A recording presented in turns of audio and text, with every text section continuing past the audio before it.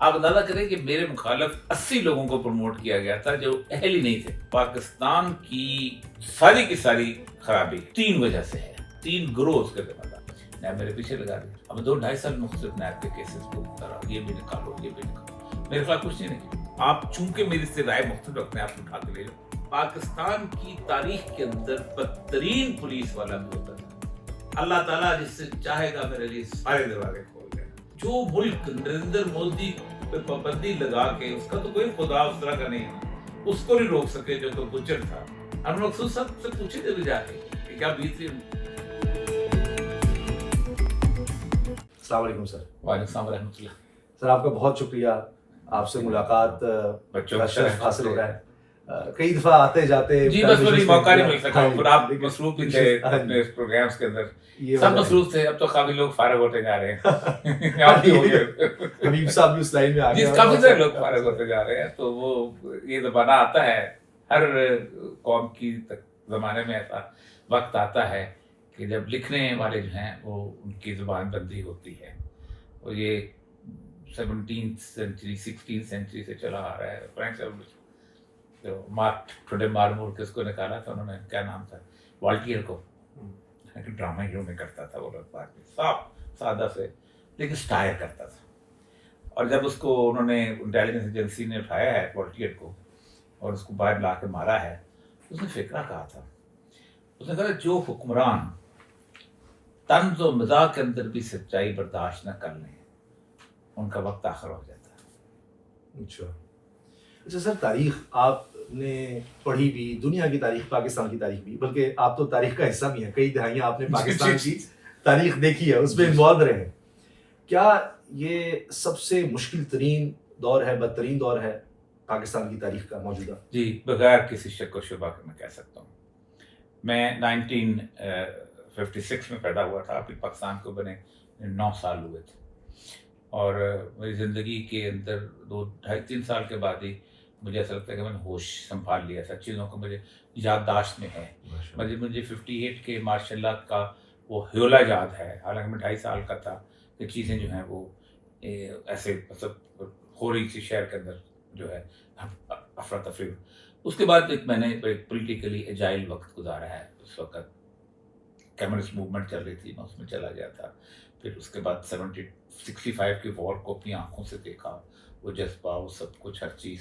فاطمہ جناح کا جلسہ خود آپ کو سوچتے ہیں میں کتنا ہوں گا 64 کے اندر, 8-9 سال کا ہوں گا شاید, تو وہ میں اس کو خود دیکھنے چلا گیا تھا. اور اس کے بعد پھر سنا سبق تھا. ابھی جالب کی جو نظم ہے جو گجرات میں سبق تھا, گا کے وہ ایسے دستور کو صبح بے نور کو. پھر اس کے بعد وہاں پر بھٹو کے میں موومنٹ دیکھی, 71 دیکھا, اور 71 بڑی کایا کلپ کا دور تھا کہ اس نے مجھے بہت شدید صدمے کا شکار کیا, اور مجھے سمجھ نہیں آتی تھی کہ کیا ہو گیا ہے, کیونکہ قوم پرستی کے جذبات تو تھے نا, جو کمیونسٹ ہوتے ہیں, جو ملحد ہوتے ہیں, میں بھی تھا ملحد. تو اس نے مجھے جماعت اسلامی کی سیڑھیاں چڑھا دی, اور وہ کیونکہ بنگلہ دیش نامنظور کی ایک ہی مہم چل رہی تھی. اچھا.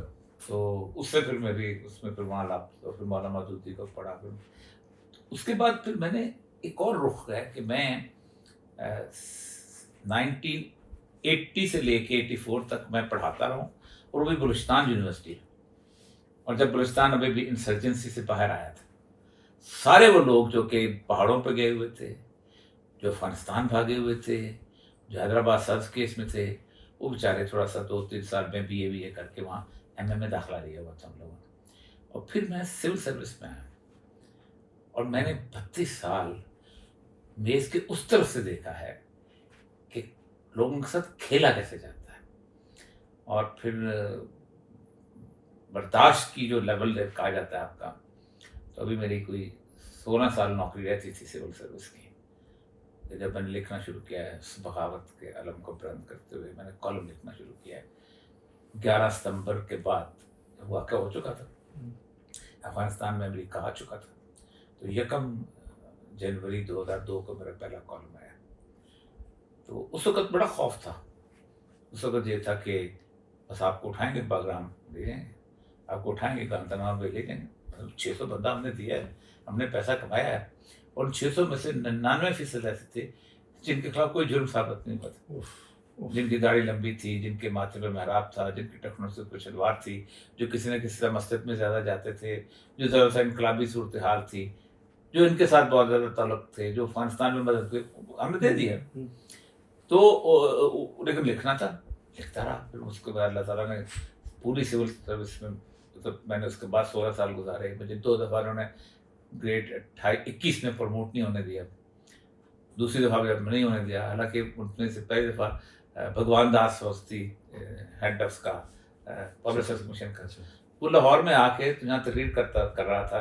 यदि अगर मुझे मकबूल जान के कॉलम ना होते तो शायद पुलिस, हमारी मूवमेंट इतनी तेज़ ना होती।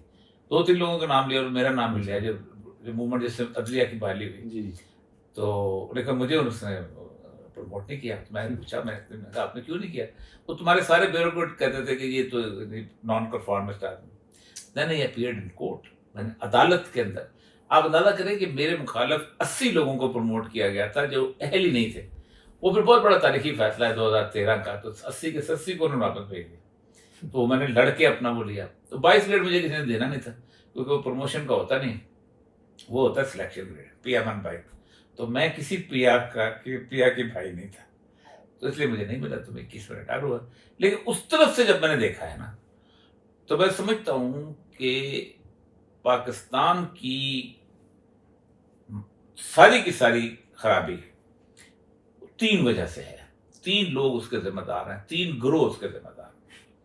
एक पाकिस्तान की सिविल ब्यूरोक्रेसी, एक पाकिस्तान की मिलिट्री ब्यूरोक्रेसी, और तीसरी इन दोनों की मुश्तरका कोशिशों और कावशों से बनाई गई पॉलिटिकल एलीट। ये 3 लोग हैं कि जिसमें सब कुछ हुआ है।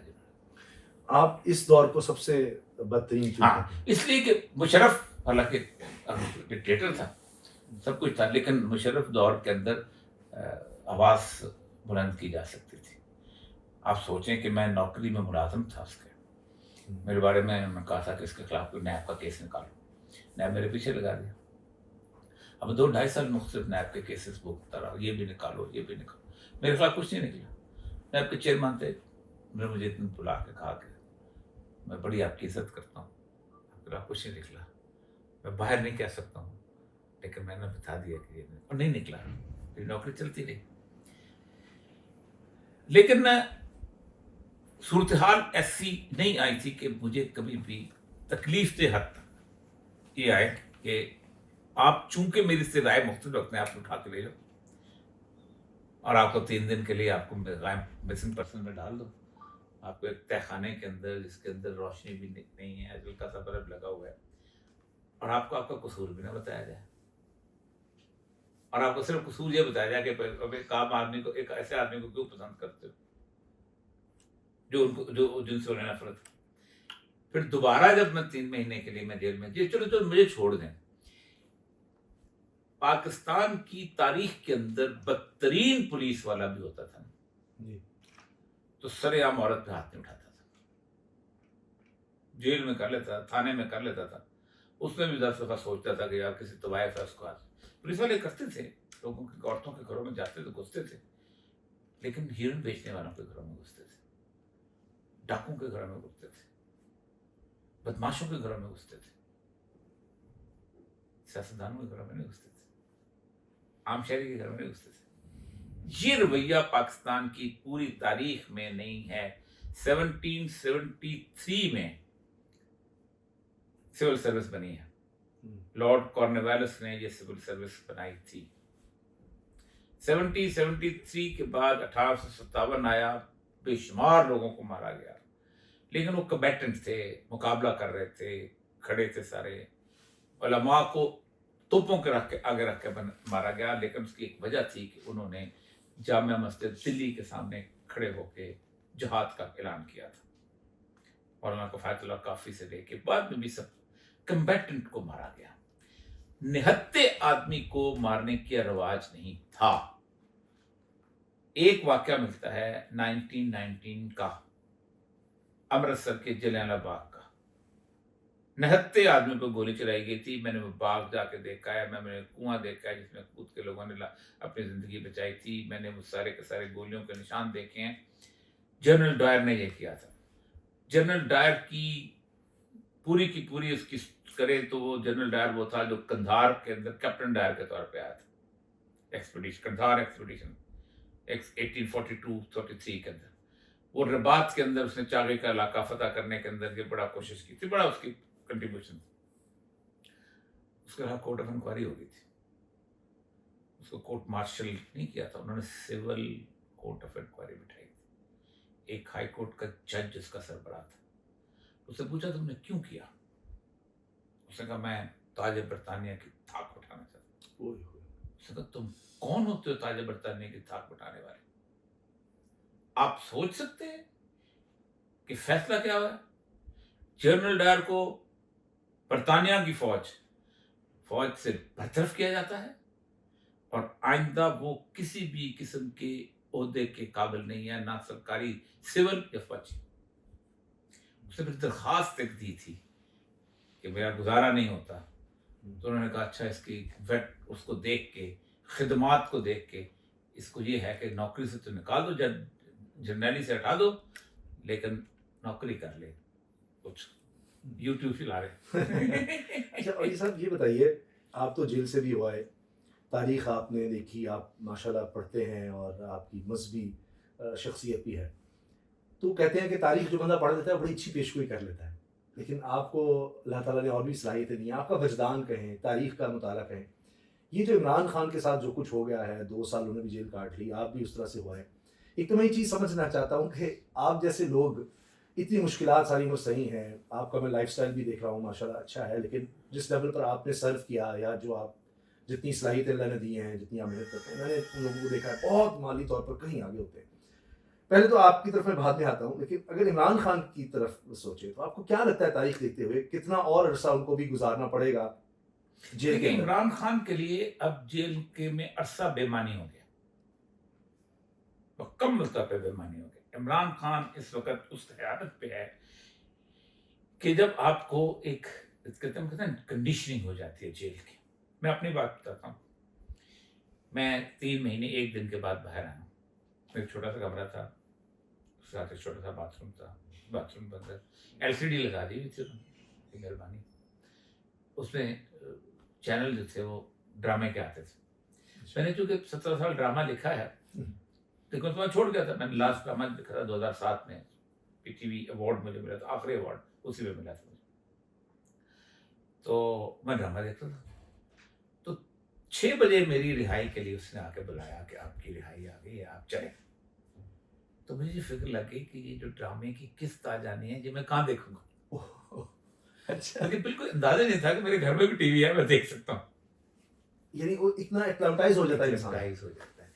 एक दूसरा, आपको देखें दुनिया में बर्दाश्त जो होती है ना, ये इंसान जो है किसी कन्विक्शन के तहत करता है। दुनिया में कोई शख्स जो है बगैर वजह के तशद्दुद बर्दाश्त नहीं करता। इमाम अहमद बिन हम्बल का मैं एक वाक़या आपको बताता हूँ। इमाम अहमद बिन हम्बल अक्सर कहते थे अल्लाह इब्नुल हैसम के ऊपर रहम करे। तो उन्होंने बेटे ने पूछा इब्नुल हैसम कौन है? फरमाया जब मुझे रक्का से ले जाया जा रहा था तो मुझे कोड़े मारे जाते थे, तो मैं बर्दाश्त करता था। तो इब्नुल हैसम ने एक दिन मेरी सवारी को रोका और कहा अहमद बिन हम्बल को नीचे उतार लिया।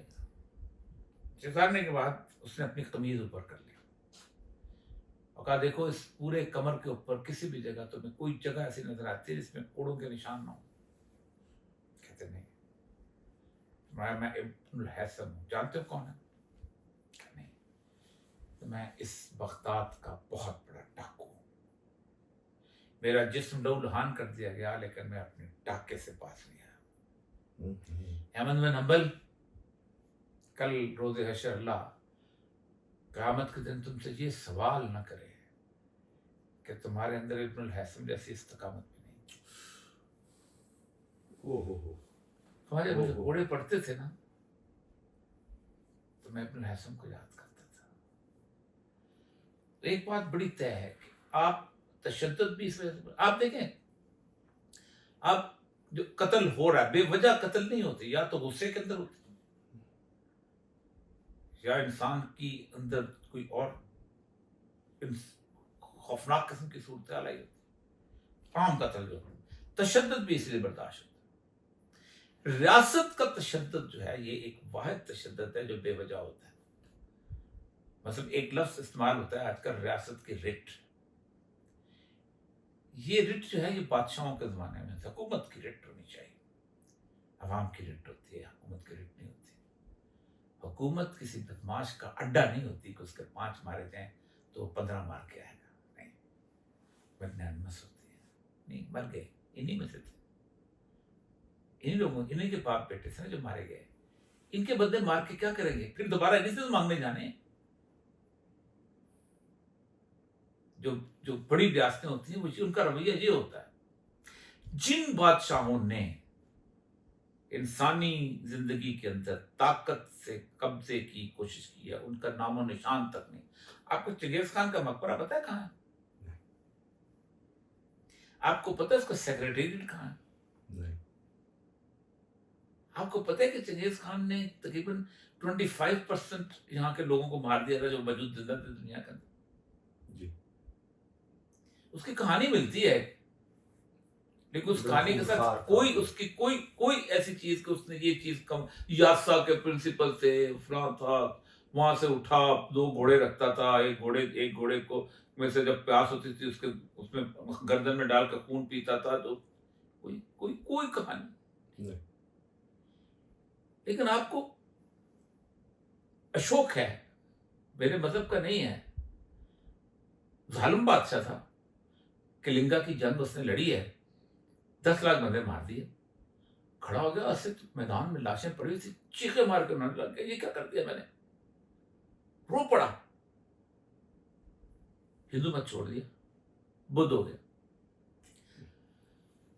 50,000 सदाए हुए हाथी फारग कर दिए, 6 लाख फौज फारग कर दी, सब फारग कर दी।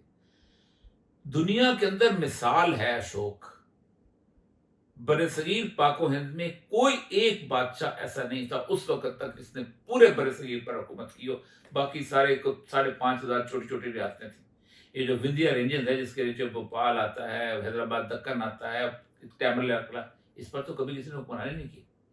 कोई इंडिया का बादशाह काबुल नहीं पहुंचा, कोई इंडिया का बादशाह कंधार नहीं पहुंचा, कोई इंडिया का बादशाह स्वात नहीं पहुंचा। आपको अशोक की एडिक्ट्स जो है वो वहां नजर आएंगे, उसके फरावानी नजर आएंगे। उसने क्या किया था?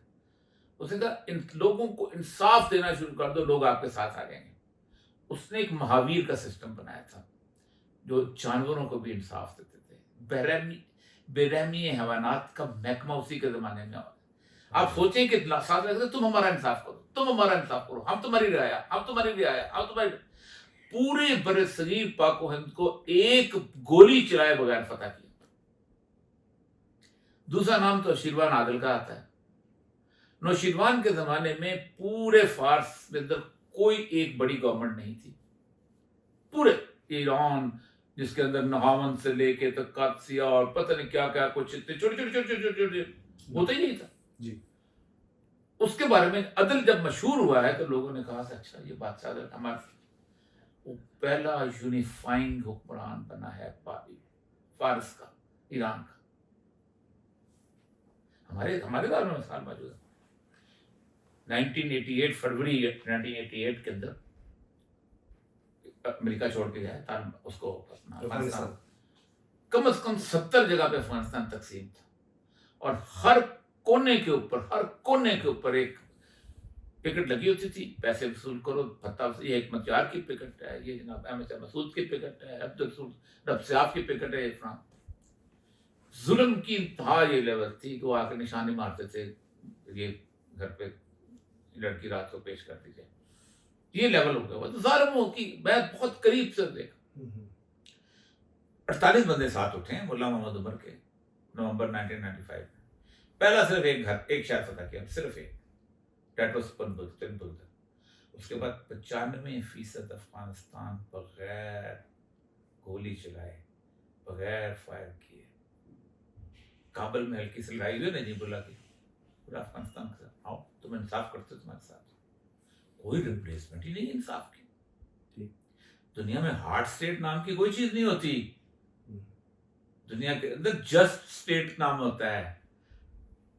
قرآن کہتا ہے ارسلنا رسلنا بالبینات، ہم نے تمام رسولوں کو اتارا نشانیاں دے کے. جی. ماہم الکتاب والمیزان، ساتھ کتاب دی، ساتھ کیا دیا؟ میزان، ترازو، عدل کرنا. کیوں؟ لیکون الناس بالقسط، تاکہ لوگوں کے درمیان عدل کرو. کوئی اور ذمہ داری نہیں پیغمبروں کی، عدل کی ذمہ داری. عدل کرو تم. آپ خود سوچیں، پیغمبر تو ہارٹ اسٹیٹ کے خلاف آئے. طالوت اور جالوت کی جنگ کیا تھی؟ ظالم بادشاہ کے خلاف کھڑے ہو جاؤ. فرعون اور موسیٰ کی جنگ کیا تھی؟ فرعون ہارٹ اسٹیٹ تھا. فرمایا کیا؟ انہو طغیٰ، جاؤ اس کے پاس جاؤ، بہت بڑا بن بیٹھا ہوا ہے، کیا کرو اس کے پاس جا کے؟ اللہ نے حضرت موسیٰ کو کیا کہا تھا جا کے کہ جاؤ جا کے اس کو کہو تم اللہ کو مانو؟ نہیں. جاؤ اس کو جا کے کہو میں موسیٰ ہوں، فرعون میں رسول ہوں مجھ کو؟ نہیں. پھر سلمان بنی اسرائیل، بنی اسرائیل کو آزاد کرتا ہوں. جنگ تمہارے ساتھ ہے، کوئی اور جنگ نہیں. اصل مسئلہ یہ ہے کہ بنیادی طور پر یہ تصوری جو ہے اس ریاست کا ہم نے غلط سوچ لیا.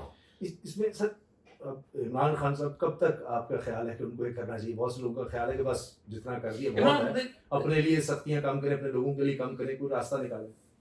نہیں، عمران خان تو نہیں راستہ نکالے گا. اچھا. لوگ راستہ چھوڑ دیں تو چھوڑ دیں، چھوڑ جاتے رہیں، ایسی کون سی بات ہے؟ آپ سے کس نے کہا کہ عمران خان جیسے لوگ آئے تو لوگ دو طریقہ کی قومیں ہوتی ہیں. ایک ہوتی ہے کہ اس کو یاد کر کے اس کے ساتھ چلتے ہیں لوگ، ایک ہوتے ہیں کہ عمران خان تاریخ کا حصہ بن جاتا ہے لیکن تاریخ کا بہت روشن حصہ بن جاتا ہے.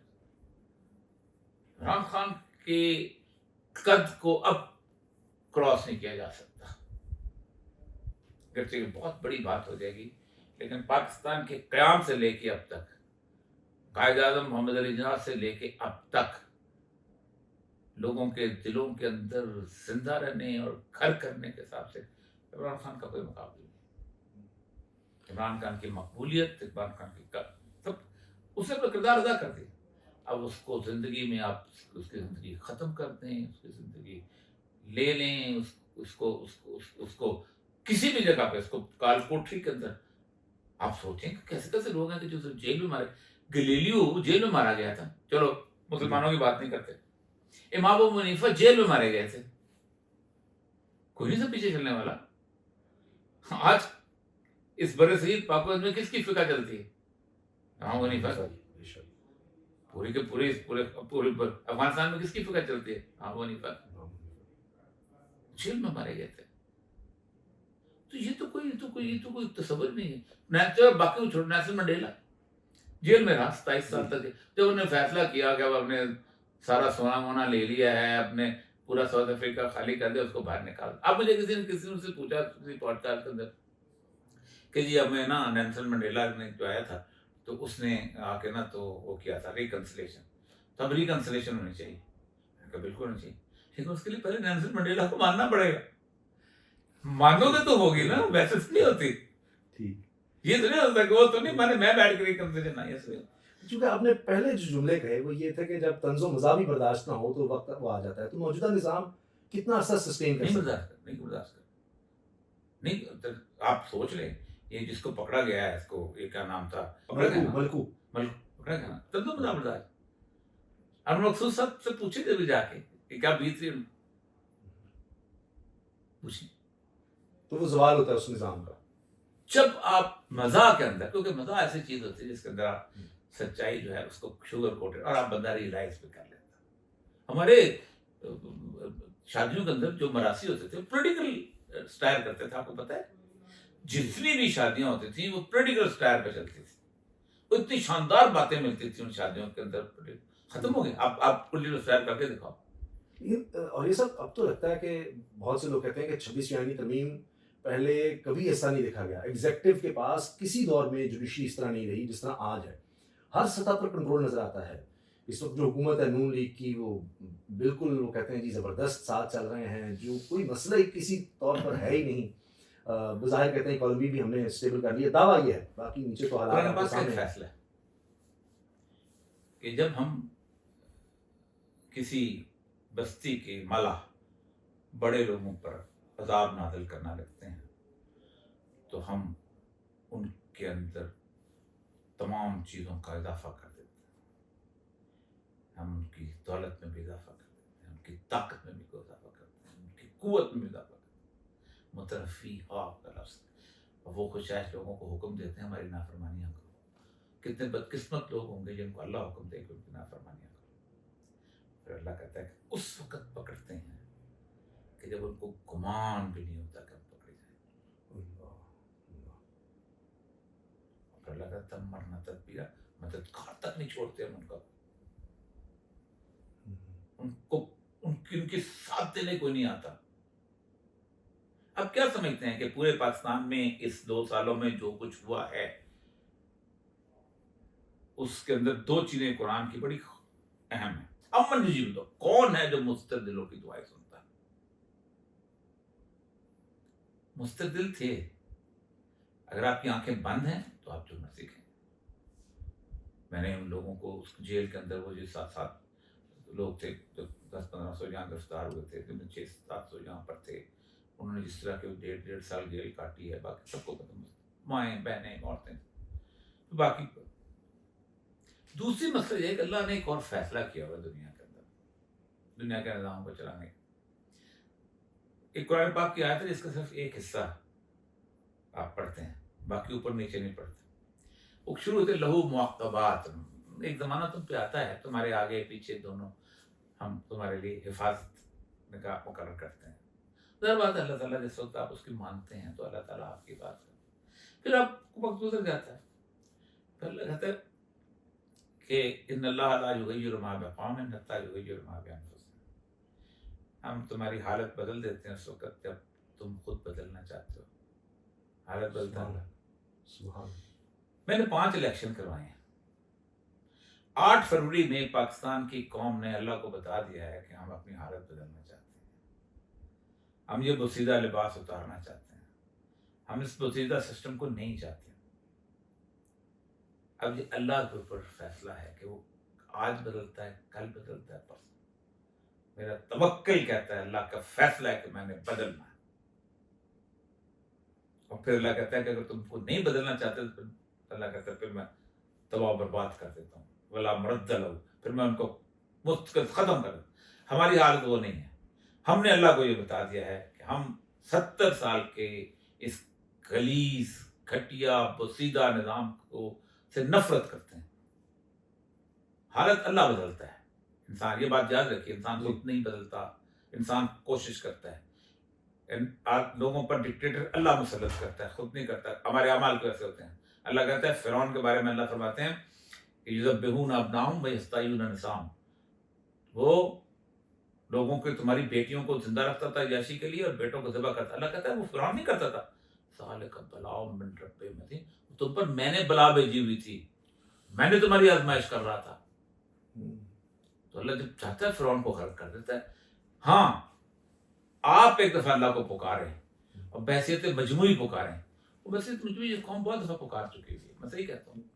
یہ جو مشکل وقت آتے ہیں زندگی میں، آپ پر بھی آئے، ہمارے بہت سے لوگ ایسے ہیں جو ستائش کرتے ہیں. اب تو ایوارڈ بڑے مل رہے ہیں، تو آپ کو کبھی خواہش نہیں ہوئی کہ اتنی مشکل زندگی ضرور گزارنی ہے، لکھیں ان کی ستائش میں ہر وقت لڑائی کیوں ساری زندگی لڑی طاقت کے ساتھ، کیوں ایسا کیا؟ 2008 میں میں سیکرٹری انفارمیشن تھا تو میں اس کمیٹی کا رکن تھا جو ایوارڈ دیتی ہے. چونکہ میں صحافی تھا تو یار دوست بڑے مزے کے لوگ ہوتے، تو انہیں 12 صحافیوں کو ایوارڈ دینے کے لیے ریکمینڈ کیا تھا جب میرا نام بھی تھا. تو اس میں عباس اطہر صاحب کا میں نے نام نکال لیا تھا. میں نے کہا ان کو اس لیے دے دی کہ شاعر بہت اچھے ہیں، ورنہ کسی صحافی کو ایوارڈ نہیں دینا چاہیے. اچھا ٹھیک. انہوں نے پھر رسم سے میں نے مستقل پابندی لگائی اور میں نے کہا مستقل ہی گیا. وہ ٹھیک ہے، اچھی بات ہے، مجھے کوئی ضرورت نہیں. دیکھیں مسئلہ سارا یہ ہے کہ زندگی کے اندر کتنے لوگ ہیں کہ جنہوں نے نشان پاکستان اور ستارہ امتیاز اور فلانی کیا اور کیا. تو آپ ان کو میرے ساتھ کس دن انارکلی لے جائیں، ان کو میرے ساتھ کس دن لبرٹی لے جائیں، راجہ بازار لے جائیں، کسی لے جائیں جن جنہوں کو ملے تو کوئی جانتا بھی نہیں. یہ ٹیسٹ ٹھیک. Simple C test. تو یہ لوگوں کی جو پذیرائی ہے کہ آپ کو ڈرائیو کرتی ہے اللہ مشکلات تعالیٰ جو دلوں کو فتح کر لے وہی. ہم نے تو دیکھا ہے آپ کو اللہ تعالیٰ نے بڑی صلاحیت دی ہے، اللہ کا بڑا کرم ہے. اللہ یعنی اس سے بہت نیچے لوگ جو ہیں انہوں نے بڑی آسائشیں آپ کے یہاں کتابیں ہیں، ٹھیک ہے، آپ کا گھر اچھا ہے، لیکن میں نے جو لائف اسٹائل ان لوگوں کا دیکھا ہے، کبھی نہیں چاہا کہ بڑا ہو سکتا ہے لائف دیکھیے اسٹائل، دو بڑا چیزیں میں کچھ آپ کو حاصل بتاؤں، ہو سکتا ہے۔ آپ آپٹ کر سکتے ہیں، میں سول سروس میں رہا ہوں، اور اس ڈپارٹمنٹ جو پاکستان ایڈمنسٹریٹو جو پہلے ڈی ایم جی ہوتا تھا اس کا، لیکن جب میں ریٹائر ہوا تو میرے پاس نہ ذاتی گاڑی تھی نہ میرے پاس ذاتی گھر تھا، اور اس کے بعد یہ گھر میں نے پھر پینشن کے پیسے آئے، کچھ اس وقت پتہ ہے کہ صحافیوں پہ اس وقت کرم بہت تھا، پیسے بہت ملتے تھے اینکر پرسنوں کو، تو مجھے اتنے زیادہ نہیں ملتے تھے، اتنے ملتے تھے کہ میں اچھا سا گھر بنا لوں۔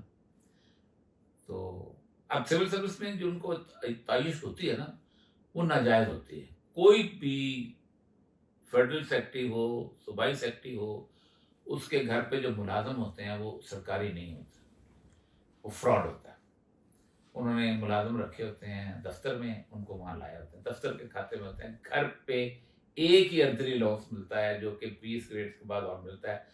اس کے علاوہ میرے گھر میں میرا کوک جو ہے 13-14 سال سے ہے، میرا ڈرائیور 13-14 سال سے ہے، وہ تو لوگ میری ذاتی تنخواہ لیتے آئے ہیں، اب لیتا ہوں۔ میرے گھر پہ جتنے بھی لوگ، آپ بھی شاید آئے ہو جیو اروان کے گھر میں، وہاں دروازہ کھولنے والا کوئی نہیں ہوتا، دربان کوئی نہیں ہوتا، یہ سارے دربان جو ہیں وہ ایسے ہوتے ہیں۔ مالی جو ہے پی ایچ اے سے لیا ہوتا ہے، دربان جو ہے پولیس سے لیے ہوتے ہیں، کوک جو ہے وہ مالی جو ہے وہ بھی میونسپلٹی سے لیا ہوتا ہے، یہاں تک کہ سویپر جو ہے وہ میونسپل کارپوریشن سے لیا ہوتا ہے، اس کے بعد وہ جو گھر کے جو اندر جو کوک ہوتا ہے اس کی تنخواہ جو ہے وہ اپنا دفتر کا چپڑاسی ہوتا ہے جو وہاں آ کے پکاتا ہے، یہ سارے جعلی ہوتے ہیں، یہ جو آپ دیکھتے ہیں یہ سب جعلی ہوتے ہیں، یہ 2 نمبری ہوتی ہے۔ تو میں نے شروع سے سیکھ لیا تھا کہ جو بھی کرنا ہے، ٹی وی میں ڈرامے لکھنے ہیں یا کچھ کرنا، کہیں اور سے نوکری پیسے مل جاتا ہے، اللہ تعالیٰ ویسے مل جاتا ہے، ویسے بھی میں اور میری بیوی دونوں she was assistant professor, retire ہوئی ہیں یونیورسٹی میں آگے 25 سال بعد نہیں کنٹینیو کیا، ہم دونوں کی تنخواہ کافی ہوتی ہے، تو زندگی اچھی گزر گئی۔ زندگی کا سب سے مشکل وقت کون سا؟ میرا خیال ہے کہ مجھے کوئی مشکل وقت ایسا نظر نہیں آیا، یہ بھی جیل بھی مجھے کوئی ایسی مشکل اب نہیں نظر آتی، وہ بس رنج سے ہوگر ہوا انسان تو مٹ جاتا ہے، رنج والی بات ہے۔ ویسے بھی جیل بہت کچھ سکھاتی ہے آپ کو، پوری زندگی کو آپ ریویو کرتے ہیں، آپ کا اللہ کے ساتھ رشتہ بڑا کمال کا ہوتا ہے، اور آپ سب سے بڑی بات یہ ہے کہ میں جس مقدمے میں جیل میں گیا ہوں وہ تو میرے لیے آخرت کے لیے ایک راستہ بن گیا ہے۔ مجھے انہوں نے مبارک ثانی کے ختم نبوت کے قادیانی والے مقدمے میں، حالانکہ میرے لوار میں مقدمے بن سکتے تھے، اس لیے میں نے جو نعت لکھی ہے کہ وہ اس کے اندر جو ایک شعر ہے کہ میرا نصیب کہ اس راہ کا اسیر ہوا کہ جس کی گرد یمامہ کی لشکر آ رہی۔ سبحان اللہ۔ تو اللہ تعالیٰ بس یہ میرا تمنا نہیں ہے مجھے کہ ختم نبوت کے معاملے میں چلا، اور میں اس پورے مقدمے میں یہ بھی کمال دیکھیں کہ اس پورے اس مبارک ثانی کیس کے سارے قادیانی ایشو کے اندر باقی سب جلوس ناتے، میں اکیلا تھا جس نے 3 ماہ جیل کاٹی پورے پاکستان۔ خوشی سب سے زیادہ کب ہوئی زندگی میں، خوشی کا لمحہ؟ اچھا ہے، بس خوشی بس مستقل میں خوش رہا ہوں، میں کبھی بھی ایسی صورتحال نہیں رہی، وہ ایک غم میں بھی لذت ملتی ہے، مطلب یہ کبھی نہیں کہتا کہ مجھے کب زیادہ خوشی ہوئی کیسے خوشی ہوئی، لیکن کچھ ایسی بہت سی داخلی کیفیات ہوتی ہیں جس میں آپ خوش ہوتے ہیں۔ ابھی کچھ ہوتا ہے کہ آپ سیٹل کر کے یہ زندگی کا میرا مقصد ہے یا یہ چیز میں اچیو کرنا چاہتا ہوں؟ نہیں، میں ایک سچی بات ہے، وقت کم ہے پوڈ کاسٹ کر دیا، صرف ایک پوری زندگی گزری ہے اور اس میں سے اکثریت ایسی گزری ہے کہ مجھے گالی بھی پڑی ہے، اللہ کے حوالے سے پڑی ہے کہ میں اس کا نام لیتا تھا، میرے گھر پہ لوگوں نے ذاتی حملے بھی کیے اس لیے کہ میرا جو تعلق اس گروہ سے تھا جو اللہ اس کے رسول کی بات کرتا ہے، لیکن صرف ایک خواہش ہے کہ یہ سب کی پذیرائی جو ہے میری آخرت میں ہو جائے، اگر میں وہاں فیل ہو گیا تو میں فیل ہوں، سب کچھ ختم، میرا سب کچھ اجڑ گیا، لیکن اگر میں وہاں کامیاب ہو گیا میں تو اس وقت دنیا میں 69 سال ہو گئے, 70واں سال شروع ہے, صرف ایک ہی دعا, خاتمہ بالخیر, پریا اس تک جانی ہے جس تک توڑ چڑھے, مالک توڑ چڑھا دے, اس کے علاوہ کوئی اور خواہش نہیں. صرف میں آپ سے عرض کروں کہ طویل عرصے سے, طویل عرصے, ابھی تو پہلے شروع میں نہیں مانگی, لیکن طویل عرصے سے میں نے صرف اور صرف آخرت کی دعا مانگی. میں نے دنیا کی کوئی دعا مانگی نہیں, میں جیل کے اندر بھی نہیں مانگی, رہائی کی بھی نہیں مانگی. آخری سوال, جو لوگ مایوس ہوتے ہیں, ہمارے نوجوان ملک چھوڑ کر جا رہے ہیں, جانا چاہتے ہیں, آپ دیکھ رہے ہیں طویل سوال ہو جائے گا, بلوچستان کے حالات ہیں, پانی پر ہماری لڑائیاں شروع ہو رہی ہیں, کوئی نظر نہیں آ رہا کوئی مستقبل, جس طرح آپ تو کہہ رہے ہیں کہ نظام ایسا زیادہ طویل نہیں چل سکتا, تو ان لوگوں کو آپ کیا پیغام دیں گے؟ دیکھیے میں تو اس چیز کا قائل ہوں کہ رسول اللہ صلی اللہ علیہ وسلم کے حدیث میں بھی اور قرآن پاک جو ہے وہ آپ کو کہیں جانے کی پوری اجازت دیتا ہے. یہ جو مادر وطن کا تصور ہے نا, یہ اسلام میں نہیں ہے, یہ دنیا میں بھی کہیں نہیں ہے. اقبال کہتے ہیں ان تازہ خداؤں میں بڑا سب سے وطن ہے, جو پیرہن اس کا ہے اور مذہب کا کفن ہے. یہ زمین جس دن جانور کو گھاس نہیں دیتی تھی نا, اور انسان کو پینے کا پانی نہیں دیتی تھی نا, تو لوگ اس ماں پہ لعنت بھیجتے تھے اور کسی دوسرے کی ماں کو جا کے پتہ کرتے تھے. اتنا کمزور اور بودا رشتہ ہے. قرآن پاک میں یہ آتا ہے کہ جب لوگ کہیں گے نا, بہانہ کریں گے کہ اللہ ہم وہاں پر تیری صحیح بندگی نہیں کر سکے کیونکہ حالات ٹھیک نہیں تھے, تو اللہ خود جواب نہیں دے گا. فرشتے کہیں گے کہ اللہ کی زمین وسیع نہیں تھی, جس دین کے اندر والذین ہاجروا وجاہدوا, وہ لوگ جو اللہ کے راستے میں ہجرت کرتے ہیں پھر جہاد کرتے ہیں. جہاد بعد میں آتا ہے, ہجرت پہلے آتی ہے. تو واپس بھی آیا جا سکتا ہے, دنیا پوری ہجرت ہوتی ہے. وہ جو اس کا شعر ہے غرض کا کہ شکم کی آگ لیے پھر رہی ہے شہر بشہر, سگے زمانہ ہے ہم کیا, ہمیں ہماری ہجرت کیا. اس ملک سے 1,10,00,000 لوگ پیٹ کی آگ بجھانے کے لیے ہجرت کر چکے ہیں. اگر 10 لاکھ لوگ نظریے کے لیے, اخلاق کے لیے, اقدار کے لیے, آزادی کے لیے, حریت کے لیے اور انصاف کے لیے ہجرت کریں گے تو اس ملک کی عزت اور وقار میں اضافہ ہوگا. آپ تو یہاں مقابلہ کر رہے ہیں. میں جا نہیں سکتا ہوں, مجھے تو 35 ملکوں میں ہوں جہاں میرے بچے چلے گئے اپنے اپنے حساب سے چلے گئے, لیکن میں ہوں. ایک تو یہ ہے کہ میں مجھے کوئی پناہ نہیں دے گا. 35 ملک مجھے سمجھتے ہیں کہ بہت خطرناک آدمی ہوں. امریکہ مجھے نہیں آنے دیتا, امریکہ میں مجھے انہوں نے نہیں چڑھنے دیا. میری بیوی تک کو انہوں نے آف لوڈ کر دیا. یورپی یونین مجھے نہیں دیتی, ویزا نہیں دیتی, انگلینڈ نہیں دیتا, آسٹریلیا نے 10 مہینے سے لے کر رکھا. مجھے لوگ بلاتے ہیں لیکن میرے لیے ویزا نہیں ارینج کر سکتے. ٹھیک ہے, کوئی ایسا مسئلہ نہیں. اس کائنات میں ایسا ہے جس جگہ رزق اللہ تعالیٰ جس سے چاہے گا میرے لیے سارے دروازے کھول دے گا, یہ روک نہیں سکیں گے. جو ملک نریندر مودی پہ پابندی لگا کے, اس کا تو کوئی خدا اس طرح کا نہیں ہے نا, اس کو نہیں روک سکے. جو کہ بچر تھا, اس کا جو قاتل تھا, جو اتنے ویک ہیں معاشرت, وہ میرے جیسے بندے جس نے کبھی کو قتل بھی نہیں کیا, کبھی کسی کو, وہ اس کو کیسے روک سکے جب اللہ چاہے. اور یہ سب بڑی عنایت, بہت شکریہ آپ نے سبق دیا. انشاءاللہ آگے بھی, لیکن کافی دنوں کے بعد پھر دوبارہ کریں گے. بڑی اجازت دیجیے, اللہ حافظ.